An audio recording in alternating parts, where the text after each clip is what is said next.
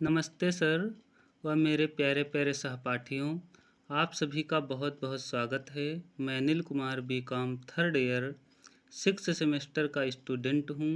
इस वीडियो के माध्यम से प्रोफेसर विशाल सर जी के द्वारा पढ़ाए गए paper income tax law and accounts के टॉपिक की चर्चा आप सभी के बीच साझा करना चाहता हूँ।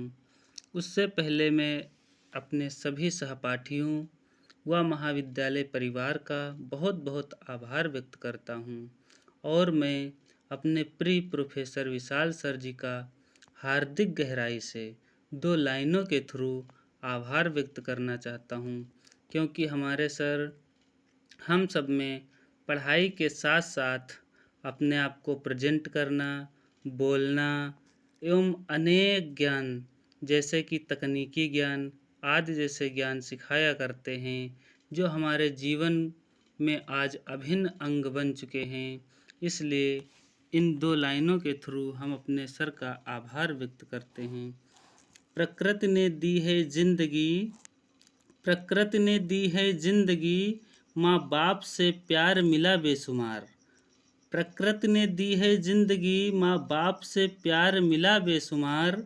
ज्ञान की शिक्षा देने वाले गुरुजी, ज्ञान की शिक्षा देने वाले गुरुजी, हम हैं आपके शुक्रगुजार, हम हैं आपके शुक्रगुजार।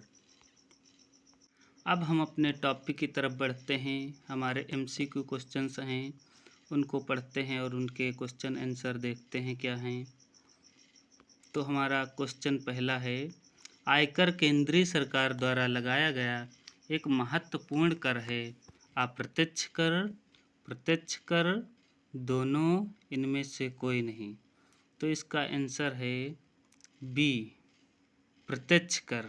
देखते हैं ये कैसे है, व्याख्या करके देखते हैं। प्रत्यक्ष कर का भार प्रत्यक्ष रूप से जिस व्यक्ति पर डाला जाता है उसी से वसूला जाता है, ना कि दूसरे व्यक्ति से, इसलिए यह विकल्प सही है। क्वेश्चन अगला है, आयकर देना होता है व्यय पर, आय पर, कर्म पर, धर्म पर। तो इसका आंसर है बी, आय पर। देखते हैं इसका व्याख्या करके कैसे सही है। आंसर बी, आय पर। आयकर एक व्यक्ति, फर्म, अविभाजित परिवार, कंपनी आदि के द्वारा कमाई गई आय पर लगाया जाता है, ना कि उनके कर्म और धर्म पर, इसलिए यह विकल्प सही है। अगला क्वेश्चन है, आयकर लगाने का आधार आयकर अधिनियम 1961 की किस धारा में लिखित है? धारा 1, धारा 2, धारा 3, धारा 4। तो इसका आंसर है डी, धारा 4। आयकर अधिनियम की धारा 4 में बताया गया है कि आयकर अधिनियम की धारा 4 में बताया गया है कि किस आधार पर आयकर अधिनियम लगाया जाएगा, इसलिए यह विकल्प सही है। क्वेश्चन नंबर अगला है, वित्तीय वर्ष का आशय उस वर्ष से है जिसकी अवधि हो 1 जनवरी से 31 दिसंबर, 1 अप्रैल से 31 मार्च, किसी भी 12 माह की अवधि को, इनमें से तीनों को। देखते हैं इसका आंसर क्या है। बी, 1 अप्रैल से 31 मार्च की अवधि को वित्तीय वर्ष 1 अप्रैल से 31 मार्च तक ही माना गया है, इसलिए 12 माह की अवधि को वित्तीय वर्ष कहा जाता है। क्वेश्चन नंबर अगला, उन व्यक्तियों पर आयकर नहीं लगाया जाता है जिनकी आयकर मुक्त सीमा से होती है, अधिक होती है, कम होती है, थोड़ी कम होती है, थोड़ी अधिक होती है। इसका आंसर है बी, कम होती है। व्याख्या करके देखते हैं। आयकर नहीं लगाया जाता है जिनकी आय आयकर मुक्त सीमा से कम होती है, ना कि अधिक। क्वेश्चन नंबर अगला है, गुरजीत द्वारा कमाई गई आय पर कितने प्रतिशत की दर से आयकर लगता है? 10% की दर से, 20% की दर से, 5% की दर से, इनमें से कोई नहीं। इसका आंसर है डी, इनमें से कोई नहीं। क्योंकि वित्त अधिनियम द्वारा गुरजीत से जीती गई या कमाई गई आय आयकर पर 30% की दर से आयकर लगाया जाता है, इसलिए इसमें यह कथन सत्य है। क्वेश्चन है अगला, चोरी करके कमाई गई आय पर आयकर लगाया जाता है? हाँ, नहीं, बिल्कुल, थोड़ा सा। इसका आंसर है ए, हाँ। व्याख्या करके देखते हैं। आयकर कानूनी ढंग से कमाई गई आय कानूनी ढंग से कमाई गई हो या गैर कानूनी ढंग से, दोनों में कोई अंतर नहीं होता, इसलिए चोरी द्वारा कमाई गई आय पर भी आयकर लगाया जाता है। अगला क्वेश्चन है, गत वर्ष एवं कर निर्धारण वर्ष में क्या अंतर होता है? बिल्कुल भी अंतर नहीं होता है, नहीं होता, इनमें से कोई नहीं।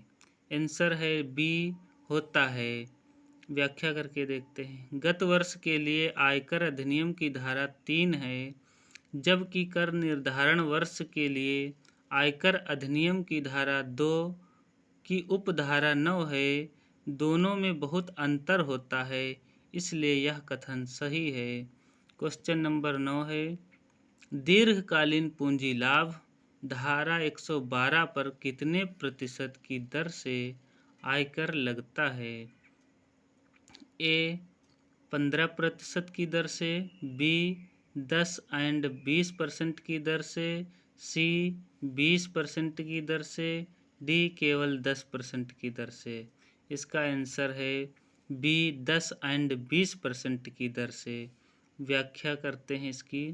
सूचीकृत प्रतिभूतियों परंतु यूनिट को छोड़कर अथवा जीरो कूपन बॉन्ड के अंतरण से होने वाले दीर्घकालीन पूंजी लाभ पर 10 और 20% की दर से आयकर लगेगा, इसलिए यह विकल्प सत्य है। क्वेश्चन नंबर 10, वित्त अधिनियम का कार्य होता है कर चोरी करना, कर को दान करना, जीएसटी की दरें निर्धारित करना, इनमें से कोई नहीं।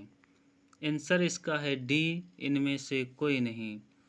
व्याख्या करके देखते हैं। क्योंकि वित्त अधिनियम का कार्य आयकर की दरें निर्धारित करना आदि जैसे कार्य होते हैं, इसलिए यह कथन डी नंबर वाला सत्य है। क्वेश्चन नंबर 11, गत वर्ष सदैव समाप्त होता है 30 मार्च को, 1 अप्रैल को, दोनों को, इनमें से कोई नहीं। इसका आंसर है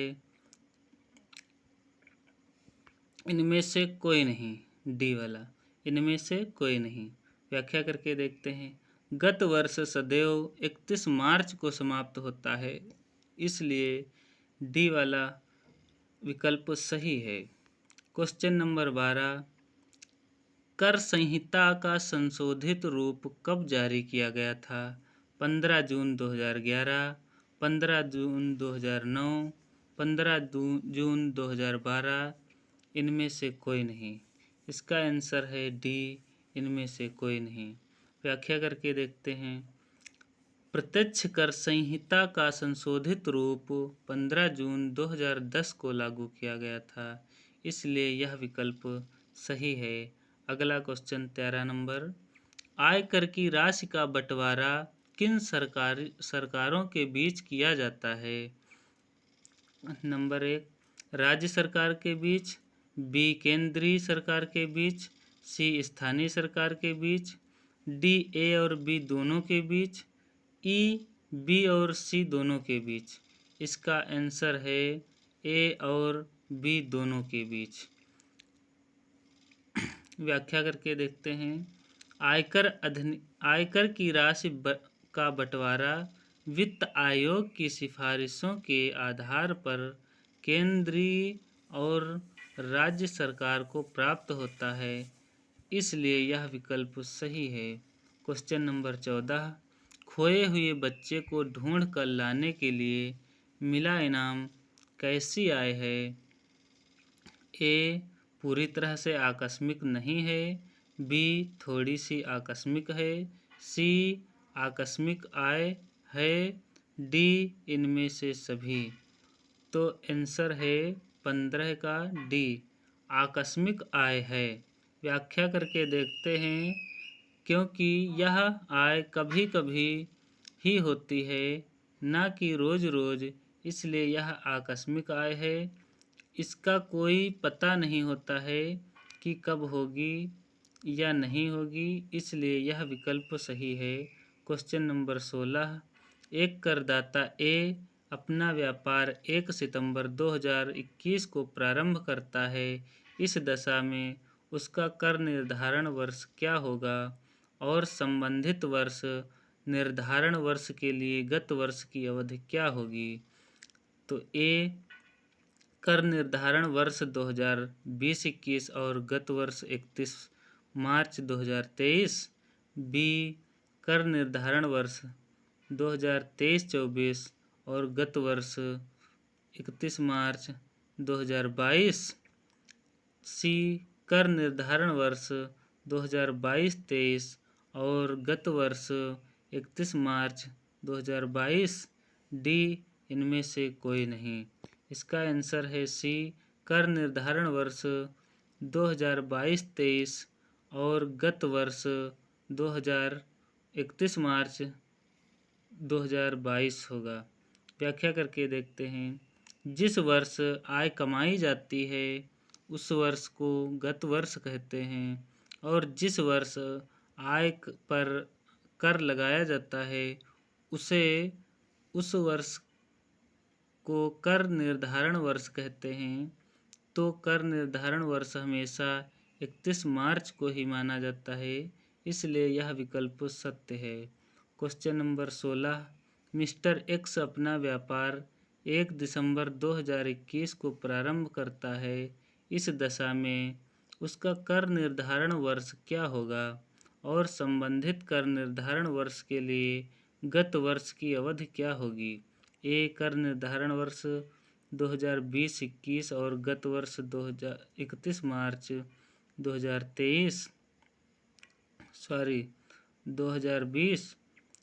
बी कर निर्धारण वर्ष 2022-23 और गत वर्ष 31 मार्च 2022, सी इनमें से दोनों, डी इनमें से कोई नहीं। इसका आंसर होगा कर निर्धारण वर्ष 2022-23 और गत वर्ष 31 मार्च 2022। व्याख्या करके देखते हैं। जिस वर्ष आय कमाई जाती है उस वर्ष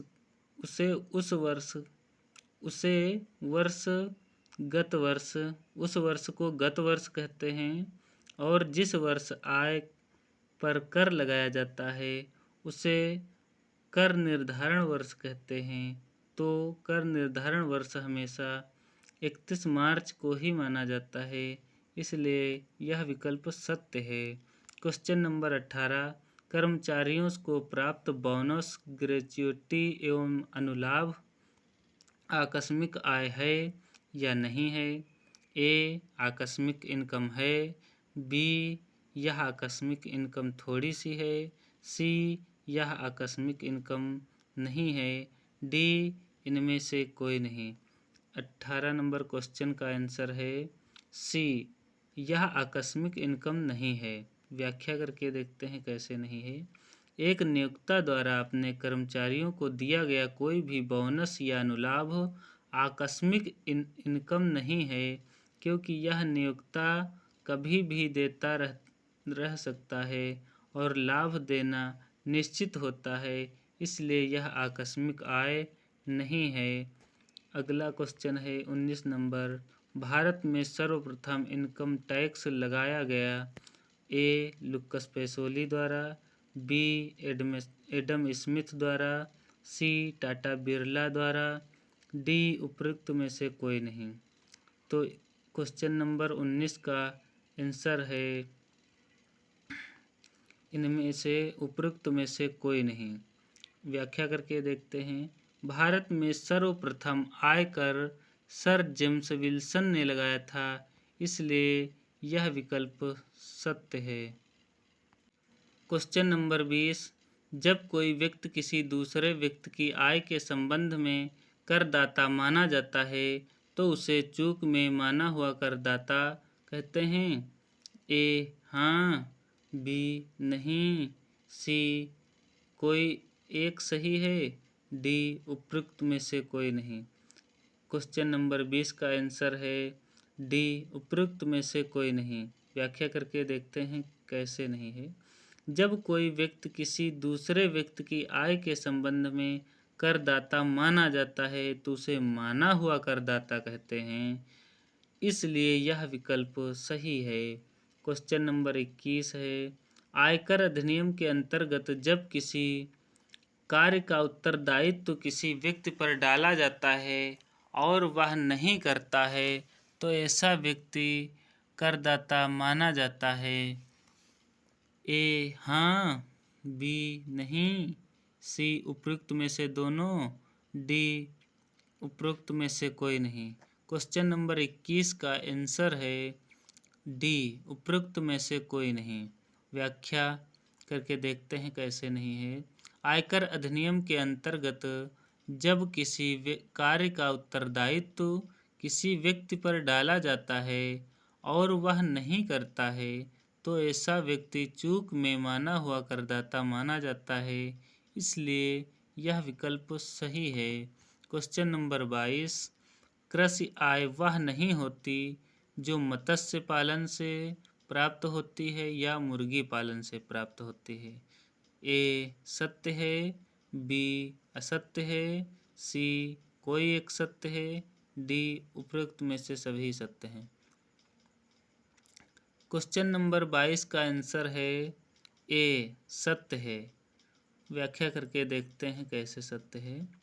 मत्स्य पालन व मुर्गी पालन कृषि से संबंधित नहीं है क्योंकि इसमें कृषि की कोई क्रिया नहीं की गई है, जैसे खेत जोतना, बीज डालना, फसल की कटाई करना आदि जैसी कोई क्रियाएं नहीं की गई हैं, इसलिए यह विकल्प सत्य है। अगला क्वेश्चन है 23 नंबर, डेयरी फार्म से प्राप्त आय कैसी आय है? ए कृषि आय, बी अंशतः कृषि आय, सी दोनों में से कोई नहीं, डी गैर कृषि आय। क्वेश्चन नंबर 23 का आंसर है डी गैर कृषि आय है। व्याख्या करके देखते हैं कैसे गैर कृषि आय है। डेयरी फार्म से प्राप्त होने वाली आय गैर कृषि आय होती है क्योंकि इसमें कृषि से संबंधित कोई क्रियाएं नहीं की जाती हैं, इसलिए यह विकल्प सही है। क्वेश्चन नंबर 24, भूमि पर समुद्र का पानी भरकर नमक बनाने से प्राप्त हुई आय कैसी आय है? ए कृषि आय है, बी कृषि आय नहीं है, सी अंशतः कृषि आय है, डी उपरोक्त में से तीनों। क्वेश्चन नंबर 24 का आंसर है बी कृषि आय नहीं है। कैसे नहीं है कृषि आय? व्याख्या करके देखते हैं। यह गैर कृषि आय है क्योंकि इस नमक को बनाने के लिए ना तो बीज बोए गए हैं, ना ही खेत जोता गया और ना ही खेत की सिंचाई की गई, इसलिए यह आय गैर कृषि आय है। यह विकल्प अर्थात सही है। क्वेश्चन नंबर 25, निम्नलिखित में से कौन सी कृषि आय है बताइए? ए कृषि भूमि से प्राप्त लगान से इनकम, बी कृषि भूमि पर स्वतः उग आई घास को काटकर बेचने से आय, सी जंगल में पेड़ों को काटकर बेचने से आय जिसके उगाने की कोई प्रक्रिया नहीं की गई थी। उपरोक्त में से सभी। क्वेश्चन नंबर 25 का आंसर है ए कृषि भूमि से प्राप्त लगान से इनकम। व्याख्या करते हैं, देखते हैं कैसे सही। कृषि भूमि से लगान देने वाला व्यक्ति कृषि के कार्यों को करके ही उस पर फसल को उपजाया होगा तथा काट कर बेचने से प्राप्त आय से ही लगान दिया होगा, इसलिए यह विकल्प सही है। क्वेश्चन नंबर 26, कर की गणना करने के लिए किस किस की कृषि आय को कुल आय में शामिल किया जाता है? ए, एक व्यक्ति की, बी, एक किसान की, सी, दोनों की, डी, केवल व्यापारियों की।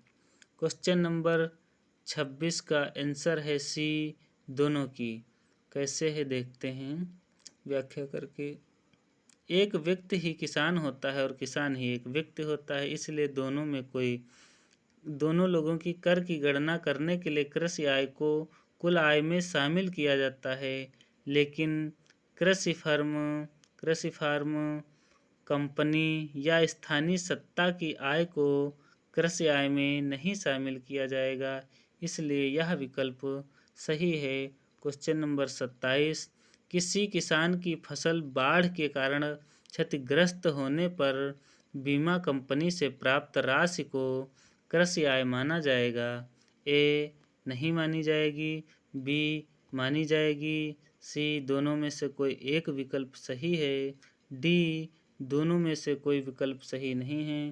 क्वेश्चन नंबर 27 का आंसर है बी, कृषि आय मानी जाएगी।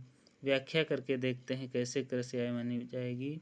बीमा कंपनी से प्राप्त होने वाली राशि फसल बाढ़ के कारण क्षतिग्रस्त हुई है, इसलिए बीमा कंपनी से फसल की क्षतिग्रस्त राशि प्राप्त हुई है, क्षतिग्रस्त की राशि प्राप्त हुई है, इसलिए यह कृषि आय मानी जाएगी और यह विकल्प पूर्णतया सत्य है।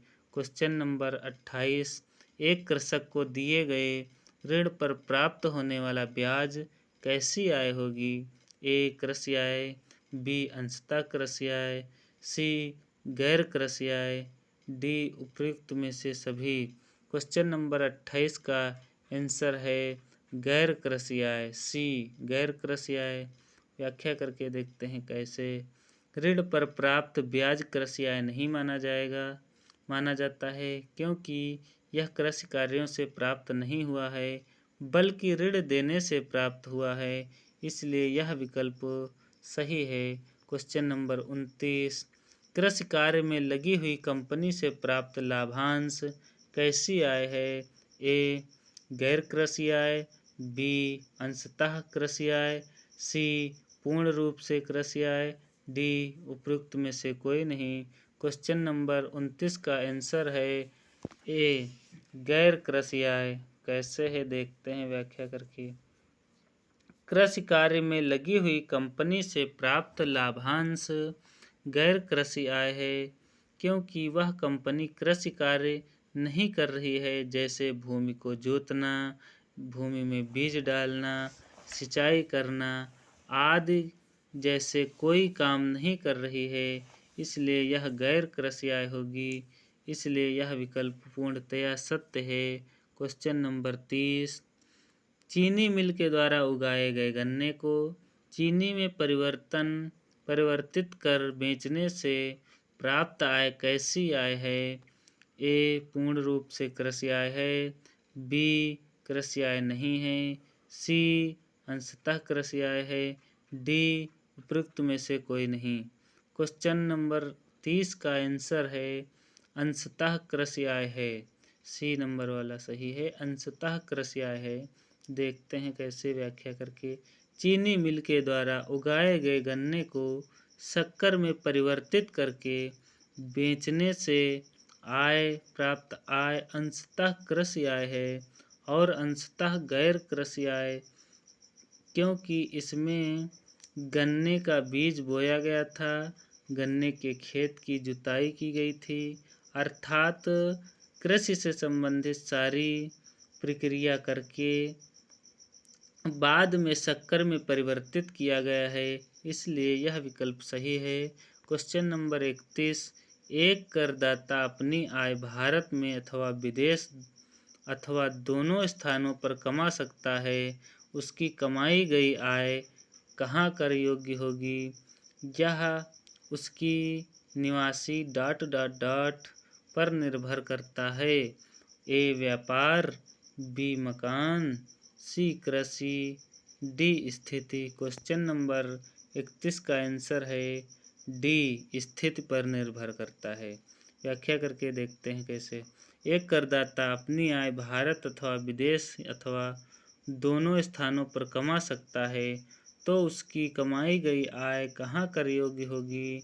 यह उसकी निवासी स्थिति पर निर्भर करता है, इसलिए यह विकल्प सही है। क्वेश्चन नंबर 32, निवासी स्थिति से तात्पर्य नागरिकता बिल्कुल नहीं है।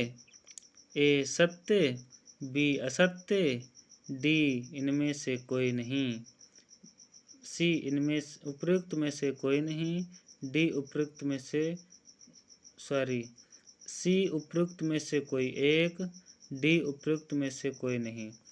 क्वेश्चन नंबर 32 का आंसर है ए, सत्य है। कैसे देखते हैं व्याख्या करके।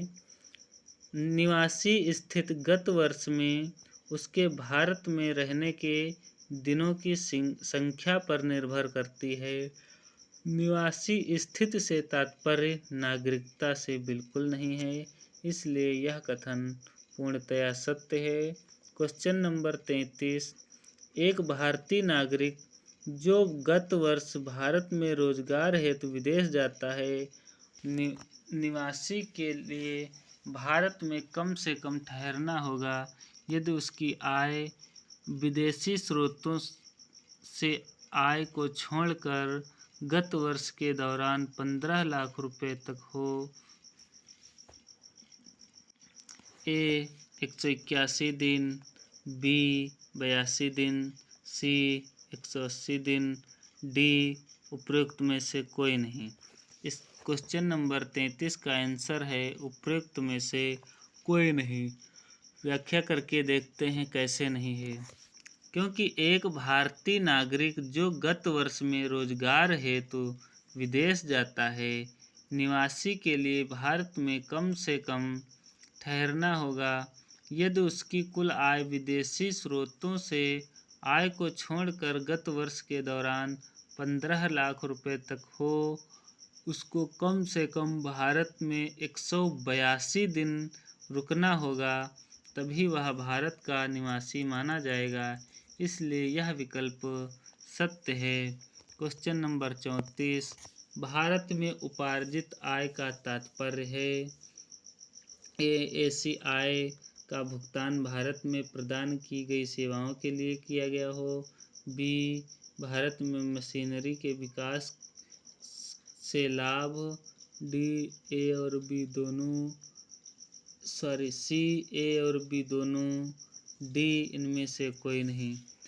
क्वेश्चन नंबर 34 का आंसर है ए, ऐसी आय का भुगतान भारत में प्रदान की गई सेवाओं के लिए किया गया। देखते हैं कैसे व्याख्या करके। भारत में उपार्जित आय से तात्पर्य ऐसी आय से है जिसका भुगतान भारत में प्रदान की गई सेवाओं के लिए किया गया हो, उपार्जित आय कहलाती है, इसलिए यह विकल्प सही है। अगला क्वेश्चन 35 नंबर है। आयकर की दृष्टि से उपार्जित आय एवं उदित आय कब मानी जाती है? ए जब खेतों में आय प्रदर्शित हो यानी कि दिख रही हो, बी जब आय प्राप्त करने का अधिकार न हो, सी जब करदाता को आयकर प्राप्त करने का अधिकार प्राप्त हो जाए, डी इनमें से सभी। क्वेश्चन नंबर 35 का आंसर है सी, जब करदाता को प्राप्त करने का अधिकार प्राप्त हो जाए। व्याख्या करके देखते हैं किस प्रकार से। आयकर अधिनियम की दृष्टि से बताया गया है कि जब तक करदाता को आय प्राप्त करने का अधिकार प्राप्त नहीं हो जाता, तब तक उपार्जित या उदित आय मानी जाती है, इसलिए यह विकल्प पूर्णतया सत्य है। क्वेश्चन नंबर 36, किस धारा के अंतर्गत अंतरिम लाभांश इस गत वर्ष की प्राप्त हुई आय मानी जाएगी। धारा 6A, धारा 6 की उपधारा 6, धारा 10, धारा 8। क्वेश्चन नंबर 36 का आंसर है डी, धारा 8। व्याख्या करके देखते हैं कैसे। आयकर अधिनियम की धारा 8 के अंतर्गत अंतरिम लाभांश इस वर्ष की प्राप्त हुई आय मानी जाएगी जिस वर्ष प्राप्त हुई है, इसलिए यह विकल्प सही है। क्वेश्चन नंबर 37, निम्नलिखित में से किस धारा के अंतर्गत स्रोत पर काटा गया आयकर भी प्राप्त समझी जाने वाली आय है? ए, धारा 180, बी, धारा 182, सी, धारा 198, डी, धारा 184। क्वेश्चन नंबर 37 का आंसर है सी, धारा 198। व्याख्या करके देखते हैं कैसे।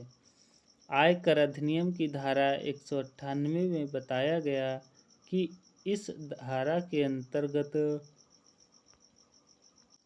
स्रोत पर काटा गया आयकर भी समझी जाने वाली आय होगी, इसलिए यह विकल्प सही है। क्वेश्चन नंबर 38, भारत में उपार्जित एवं उदित समझी जाने वाली आय है। ए, भारत में संपत्ति से इनकम, किसी संपत्ति से इनकम।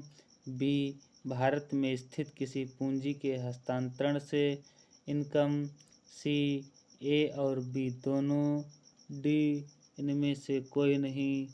क्वेश्चन नंबर 38 का आंसर है क्वेश्चन नंबर 38 का आंसर है सी, ए और बी दोनों। व्याख्या करके देखते हैं कैसे। भारत में अगर जो कोई आय उपार्जित एवं उदित हुई है, चाहे वह किसी संपत्ति के हस्तांतरण से हुई हो या पूंजी के हस्तांतरण से हुई हो, वह उपार्जित आय या उदित आय मानी जाएगी, इसलिए यह विकल्प सही है। क्वेश्चन नंबर 39, गत वर्ष में भारत के बाहर अर्जित या उदित ऐसी आय जो भारत के बाहर ही प्राप्त हुई है कहलाती है। ए, भारत की इनकम। बी, विदेशी इनकम। सी, ना विदेशी ना भारतीय। डी, इनमें से कोई नहीं। क्वेश्चन नंबर 39 का आंसर है बी, विदेशी आय। कैसे? व्याख्या करके देखते हैं।